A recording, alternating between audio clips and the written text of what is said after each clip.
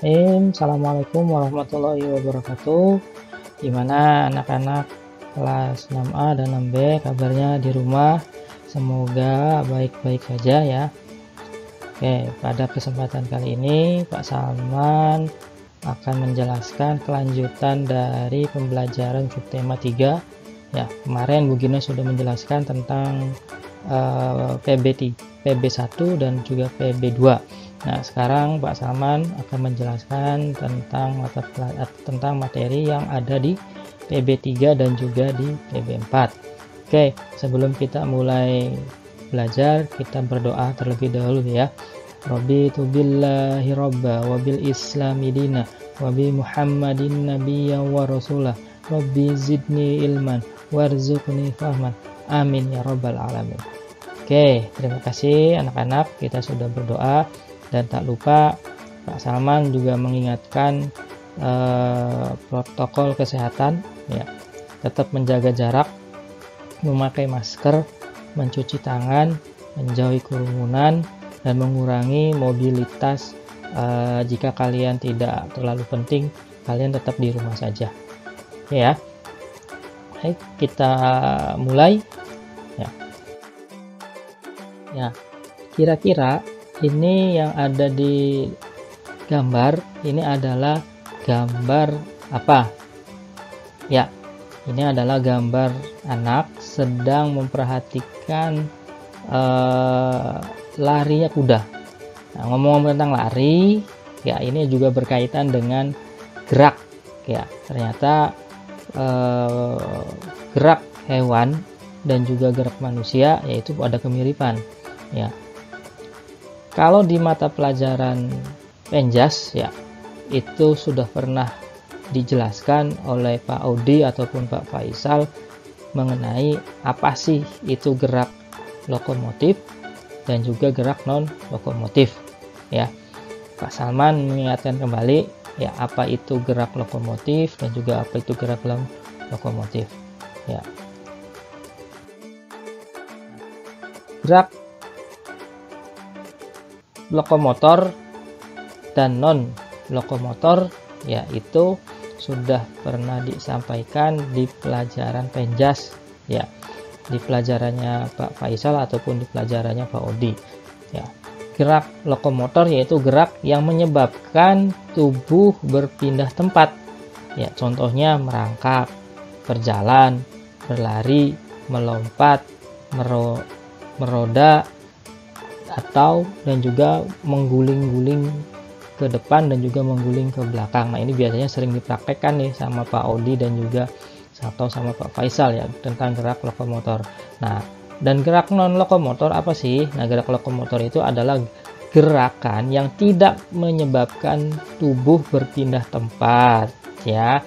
Contoh dari gerak non lokomotor itu adalah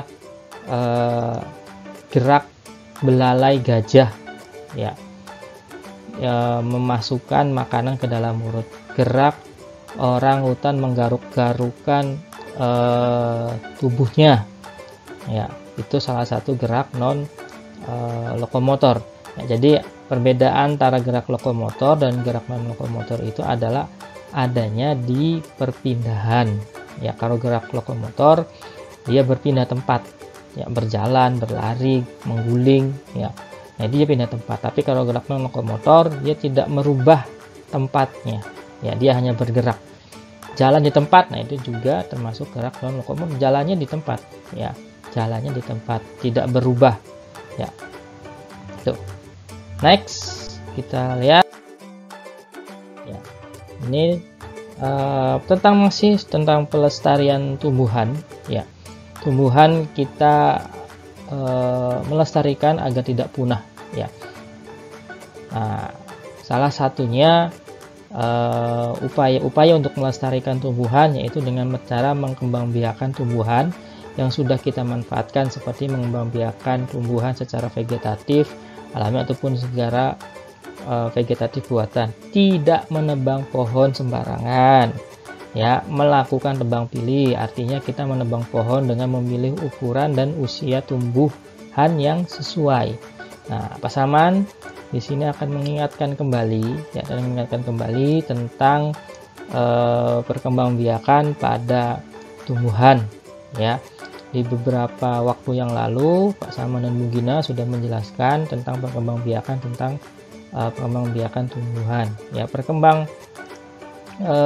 Biakan tumbuhan ya itu ada dua ya. Yang pertama itu adalah perkembangbiakan generatif, yang kedua adalah perkembangbiakan vegetatif. Pak Salman akan mengingatkan kembali nih ya tentang perkembangbiakan generatif. Ya, perkembangbiakan generatif itu adalah perkembangbiakan yang berkembang biak dengan secara perkawinan sel kelamin jantan ya, atau disebut juga dengan dalam hal ini adalah benang sari, dan juga sel kelamin betina yaitu berupa putik ya. Kalau sel kelamin betina dalam tumbuhan berupa putik. Nah, itu lalu pada awal perkembangbiakan generatif ya, tahap awalnya itu adalah yang namanya adanya penyerbukan ya, dimana proses ini akan terlihat jatuhnya serbuk sari ke kepala putik. Jadi prosesnya adalah jatuhnya serbuk sari ke kepala putik dengan bantuan udara, angin, air, hewan ataupun manusia ya. Ini sudah termaktub, sudah Allah firmankan di dalam surat Al-Hijr ya, ayat ke-22 ya. Di pertemuan awal Pak Salman sudah jelaskan ya. Nah itu. Nah lalu setelah proses penyerbukan ya, itu ada namanya proses pembuahan ya. Apa sih proses pembuahan? Proses pembuahan itu adalah merupakan pertemuan. Nah, kalau yang tadi penyerbukan itu benang sari jatuh di kepala putik. Nah, sekarang kalau proses pembuahan itu ketemunya benang sari dengan bakal biji ya, dimana proses ini akan menghasilkan calon tumbuhan baru yaitu berupa biji ya. Bentuknya seperti itu yang generatif secara kawin. Ada proses penyerbukan dan juga proses pembuahan. Nah, lalu perkembangbiakan vegetatif yaitu ada dua ya, yaitu perkembangbiakan vegetatif alami dan juga vegetatif buatan ya. Perkembangan vegetatif itu ada perkembangbiakan tanpa perkawinan ya. Kita perdalam kembali ya tentang perkembangbiakan secara vegetatif ya. Pak Salman awali dengan vegetatif buatan. Apa saja sih vegetatif buatan itu? Nah, kita lihat pertama ini ada vegetatif berupa buatan, yaitu pertama cangkok ya. Ini sering dilakukan di beberapa petani ya. Di beberapa orang yang suka berkebun ya, ini sudah familiar, yaitu mencangkok. Contoh tumbuhannya yaitu mangga, jeruk, jambu. Nah, prosesnya itu adalah dia seperti ini ya. Pertama, dia mengupas bagian kulitnya sehingga terlihat sampai dengan terlihat dagingnya ya. Sampai terlihat dagingnya dikelupas dan bentuknya seperti ini. Lalu proses kedua yaitu dia membungkus tadi kulit batang atau ranting yang sudah dikelupas ya. Dia dibungkus oleh tanah yang subur atau dengan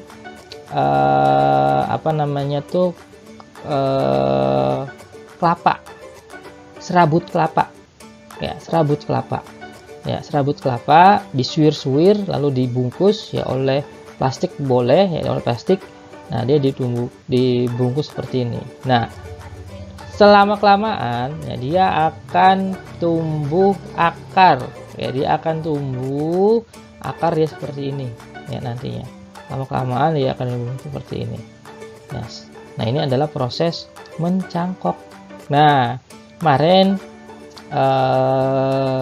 Pak Salman dan Bu Gina itu sudah membuat tentang deskripsi tentang tanaman yang ada di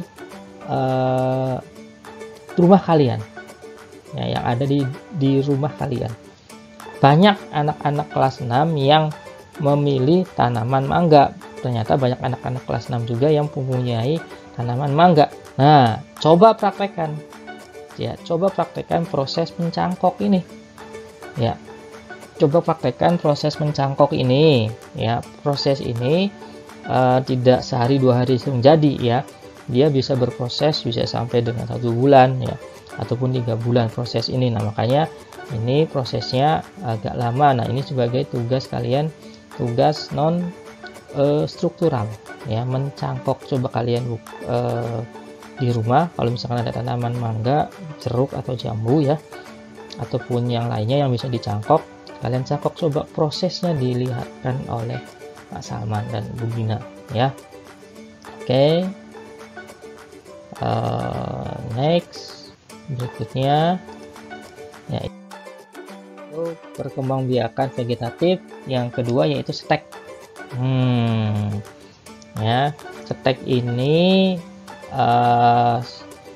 macam-macam bentuknya ya. Stek ini ada 2, yaitu stek batang dan juga stek daun. Biasanya stek ini ya itu adalah diterapkan di tanaman ketela pohon singkong ya, singkong. Nah, itu prosesnya cukup mudah ya, cukup mudah. Potong saja batangnya ya, potong saja batangnya nih ya, lalu disisir lancip seperti ini ya, lalu ditancapkan ke tanah. Biasanya ini tancapkan tanah itu adalah tanah merah ya, tanah merah. Jadi cukup tancapkan, potong ya, tancapkan ke dalam tanah. Ini sudah membuat stek ya, perkembangbiakan secara vegetatif, yaitu stek. Nah, ini seperti ini. Contohnya stek batang itu ada mawar dan ketela pohon. Nah, ini sih yang familiar itu adalah ketela pohon atau singkong. Nah, stek daun ya itu ada di tanaman salsifera ya, salsifera lidah mertua. Ya, kalau lidah mertua kayaknya pada tahu ya, bentuknya seperti ini. Nah ya, dan juga tanaman begonia. Nah, ini bentuknya seperti ini, tanaman begonia ini ya. Ada yang warna merah, ada yang warna hijau ya. Nah, ini. Nah, next kita akan perhatikan tentang menyambung, mengeten ya. Mengeten itu menyambung. Nah, tanamannya mangga, jambu dan rambutan. Dipotongnya dia seperti ini ya, potongnya dia seperti ini ya. Tujuannya ya, tanamannya ini yang bisa disambung itu adalah tanaman yang sejenis ya, tapi memiliki keunggulan yang berbeda-beda ya. Tanamannya sejenis ya, kalau tanamannya tidak sejenis ya tidak akan nyambung ya. Misalkan mangga disambung dengan anggur, yang bakalan nyambung ya. Mangga nyambung dengan mangga lagi ya. Fungsinya adalah untuk mengambil manfaat-manfaat dari kedua ini yang terbaik ya, dari tanaman ini ya, dari tanaman masing-masing dua ini. Jadi dipotong ya, ini seperti ini, disamakan bentuknya, lalu diikat biasanya ya, lalu diikat, dia akan tumbuh individu baru gitu. Berikutnya merunduk ya. Merunduk ini dia ada di tanaman mawar pagar, melati, alamanda dan juga apel ya. Ini prosesnya dia seperti ini ya. Dia tanaman induk, dia rantingnya atau batangnya dia dipaksa harus ditanam di dalam tanah ya, harus ditanam di dalam tanah. Kalau misalkan dia sudah mempunyai individu baru, nah bahan yang ini dia dipotong juga tidak apa-apa. Yang penting dia sudah subur, sudah ada akar serabut ya, sudah ada akar serabut, lalu dia dipotong pun tidak apa-apa. Ini merunduk, prosesnya seperti itu. Nah, lalu yang terakhir itu adalah menempel ya, menempel atau okulasi ya, okulasi. Nah, ini biasanya biasa di tanaman yang ada mata tunasnya, alpukat, bling-bling, kakao, atau karet. Kakao itu coklat. Kakao itu coklat. Nah, prosesnya seperti ini. Ditempelkan, ya dibuka tanamannya, ya, lalu dimasukkan yang tanaman tunas ini ditempelkan ke batangnya, lalu diikat. Ya, diikat tali rafia sampai tuntas tumbuhannya, ya. Ini fungsinya, manfaatnya adalah untuk mengambil kebaikan-kebaikan yang ada di tunas dan juga di tanaman induknya. Ya, jadi fungsinya adalah itu. Ya. Next, nah, ini vegetatif. Kita akan punya vegetatif alami, ya. Vegetatif alami ini juga sudah dibahas di pertemuan yang kemarin ya. Pak Salman akan menjelaskan kembali. Ya, ini ada akar tinggal.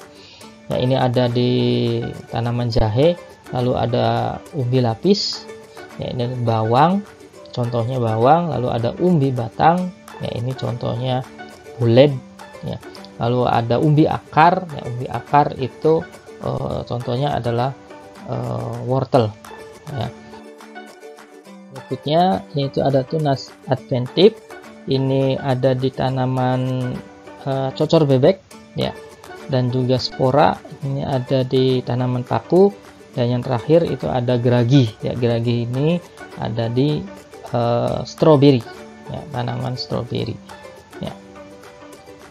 Nah, dengan membantu perkembangbiakan tumbuhan, ya berarti kamu juga telah melaksanakan melestarikan keberadaannya. Itulah salah satu wujud syukur kita kepada Tuhan Yang Maha Esa. Ini sebagai pengamalan sila pertama, ya. Wujud syukur kita pada Tuhan Yang Maha Esa, ya, tidak merusak alam, justru kita melestarikan alam, ya. Nah, sekarang kita akan beralih yaitu ke pembahasan poster. Nah, kemarin kalian sudah mengikuti lomba sepeda hias. Nah, dimana di sepeda hias itu Pak Salman buatkan posternya. Ya, posternya yaitu berupa pengumuman tentang lomba sepeda hias. Nah, ini poster yang Pak Salman buat itu adalah tentang lomba sepeda hias. Ya, di sini ada tulisannya jelas, gamblang, yaitu tentang sepeda hias. Ya, tema yang akan itu adalah sepeda hias. Ya, ada di sini ada ketentuannya, di sini ada syarat-syaratnya. Nah, ini berisi tentang informasi, ya, informasi yang akan kita tampilkan kepada masyarakat. Jadi ketika nanti masyarakat membacanya atau teman-teman kalian membacanya, apa sih lomba sepeda hias itu? Nah, tampilkan saja posternya ini, ya. Apa sih yang dimaksud poster itu? Adalah karya seni atau desain grafis, ya, yang berisi komposisi gambar dan huruf yang menarik, ya, di atas kertas berukuran besar dan juga berisi. Nah, ini kalau zaman dulu masih di poster dibuat di ukuran besar, ya, kertas. Nah, kalau zaman sekarang sudah tidak, ya, tidak bergeser, ya, sudah bergeser medianya sudah bergeser. Nah, sekarang medianya bergeser ke media sosial. Juga tidak usah dipasang di tempat yang besar, ya, karena memakan biaya yang mahal biasanya. Nah, kan biasanya ditaruhnya di mana? Di medsos, Instagram, Facebook, WA group. Nah, itu biasanya informasi-informasi poster-poster, ya, poster-poster secara virtual, yaitu biasanya di-share di media sosial masing-masing. Nah, ini mungkin artinya sudah bergeser, ya. Nah, apa aja sih? Nah, ini contoh poster yang sudah pasang. Ini contoh poster mari berkurban dipasang di billboard, ya. Billboard mana ini? Pokoknya ditempel aja lah. Ya, informasinya tentang kurban Al-Falah kemarin. Ya, ini Pak Salman tempelin aja di mana ini, ya. Ini pakai ilmu Photoshop, ya, tempel-tempel, kelihatannya seperti di billboard dipasang di jalan, ya, padahal sih enggak ini. Nah, nih, nah, sekarang tugas kalian, ya, yaitu membuat poster. Nah, buatlah poster tentang hewan atau tumbuhan di daerah kalian yang telah kalian tuliskan dalam teks laporan investigasi. Ya, buatlah laporan poster ya, buatlah poster kalian semenarik mungkin, rapi dan mudah dipahami. Perhatikan langkah-langkah dalam membuat gambar hewan dan juga tumbuhan digunakan ke dalam poster tersebut. Nah, ini contohnya. Ini ada gambar kucing, ya, kucing hutan bukan untuk dipelihara, biarkan mereka hidup di hutan. Nah, ini salah satu kucing hewan yang dilindungi, yaitu kucing hutan ya, bukan kucing dapur ya. Kucing dapur sih banyak mungkin ya di lingkungan kalian ya. Nah, kalau kucing hutan itu hidupnya di hutan, bentuknya seperti macan ya, warnanya juga sama hampir seperti macan, ada yang kuning, oranye ya, belang-belang gitu, tapi besaran macan ya, hampir besarnya itu lebih besar daripada kucing pada umumnya ya. Ini kucing hutan yang lindungi kucing hutan. Nah, ini posternya begini seperti ini ya, selamatkan aku dari kepunahan. Nah ini lagi yaitu harimau ya, lindungilah hewan ini, stop pemburuan langkah-langkahnya. Di sini ada gambar hewan. Lalu apa yang ingin kalian tampilkan, yang ingin kalian berikan informasi ke masyarakat, yang ingin diedukasi ya, yang ingin masyarakat harus tahu ya, itu ditampilkan ke dalam poster ya. Cara melestarikan hewan ini yaitu dengan cara melindungi cagar atau cara berkembang biaknya hewan ini, yaitu melahirkan atau vivipar. Nah, ini juga termasuk hewan yang banyak diburu ya, jangan ya, populasinya semakin sedikit ya, harimau. Lalu ini ada gajah ya, selamatkan aku, dilindungi aku, dan lestarikan aku ya. Ini populasinya juga semakin berkurang ya. Ini banyak populasinya itu di Lampung ya, di Lampung. Nah, lalu ini ada lumba-lumba. Ini juga hewan yang perburuannya akhir-akhir ini sangat mengkhawatirkan ya. Di lumba-lumba itu kalau kalian sering melihat sirkus lumba-lumba atau atraksi lumba-lumba, nah itu termasuk dalam bentuk tidak boleh ya, lumba-lumba dibegitukan itu ya. Lumba-lumba lebih baik di alam saja, di laut lepas saja, dia suruh hidup bebas, tidak dijadikan sebagai alat tontonan ya, tidak dijadikan sebagai alat tontonan. Nah, ini ketika kalian menyayangi hewan peliharaan kalian, ketika kalian sangat mencintai hewan kalian bangga dengan hewan-hewan yang ada di bangsa Indonesia, kalian rawat tuh hewan-hewan kalian ya. Nah, itu adalah salah satu bentuk wujud daripada pengamalan sila di Pancasila ya. Di sila pertama kalian menyayangi ya, sebagai bentuk syukur ya. Lalu kalian merawat hewan peliharaan kalian, ketika sakit kalian bawa ke pusat kesehatan hewan ya, atau ke dokter hewan ya. Itu berdiskusi untuk membagikan tugas merawat hewan peliharaan, itu juga merupakan sila ke-4 dalam Pancasila.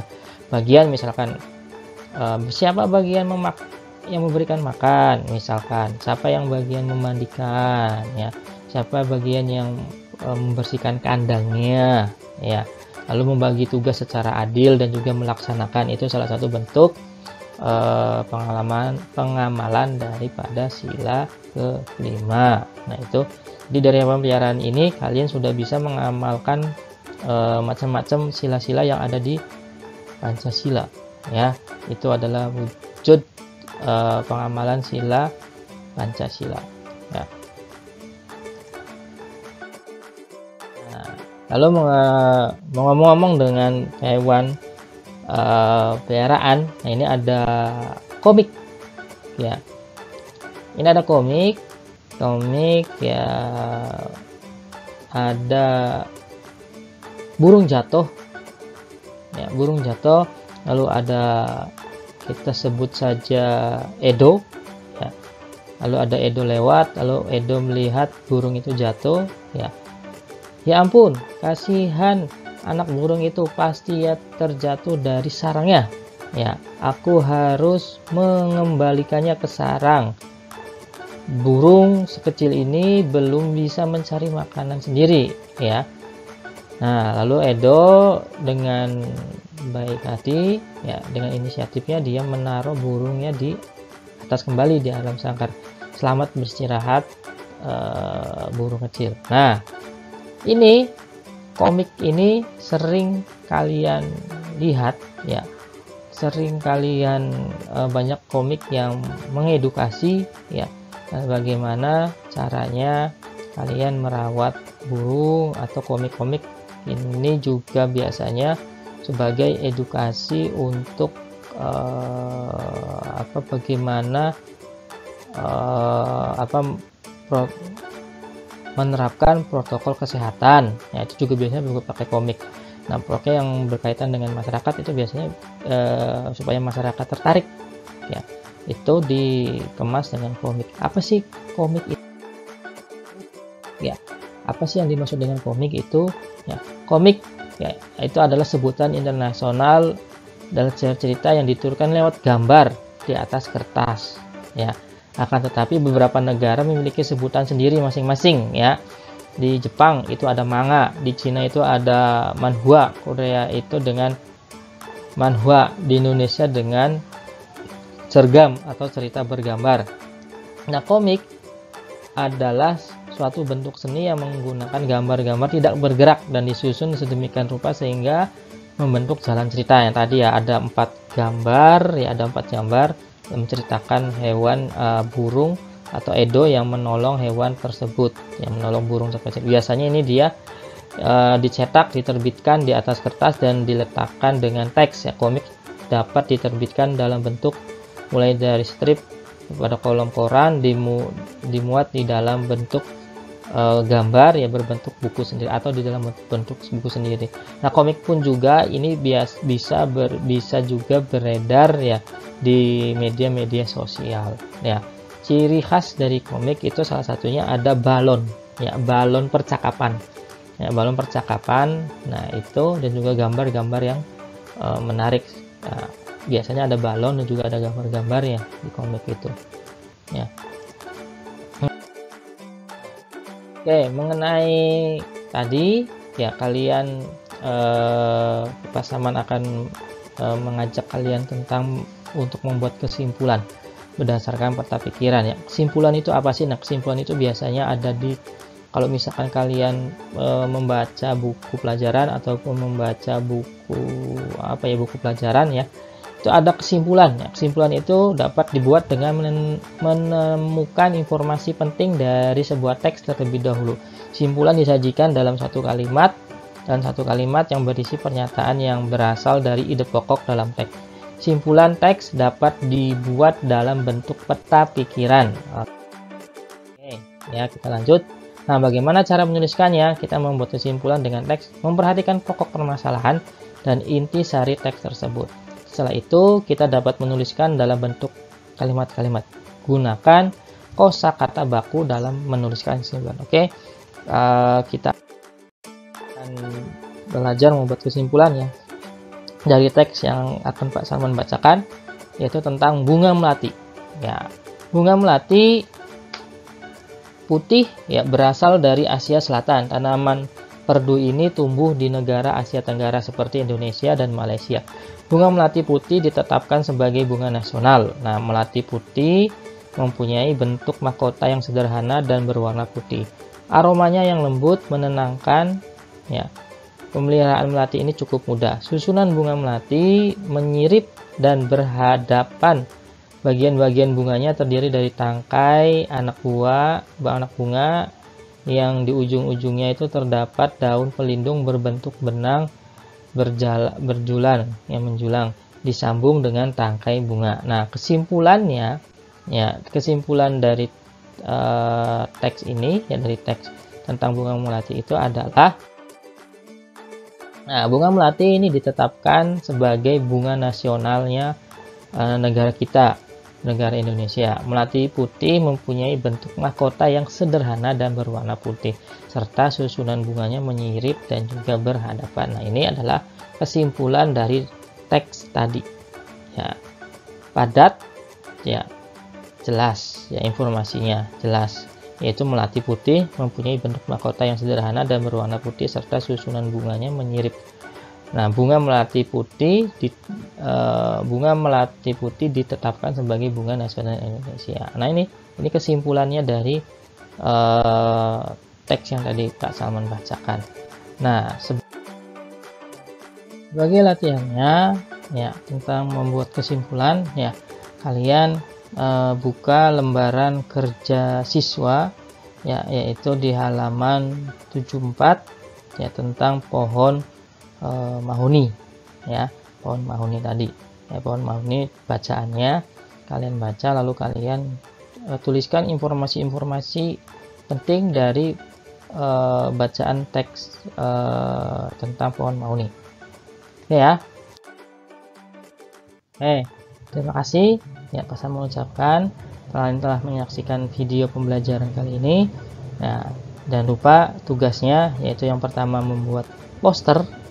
Ya, yang pertama itu membuat poster, yang kedua itu tadi membuat kesimpulan dari teks halaman 74 yang ada di LKS tentang pohon mahoni. Ya, Pak Salman akhiri, kita tutup dengan doa kafaratul majelis. Subhanakallahumma wa bihamdika asyhadu an la ilaha illa anta astaghfiruka wa atubu ilaih. Ya, Al-Falah, cerdas, berakhlak mulia, dan berprestasi. Assalamualaikum warahmatullahi wabarakatuh.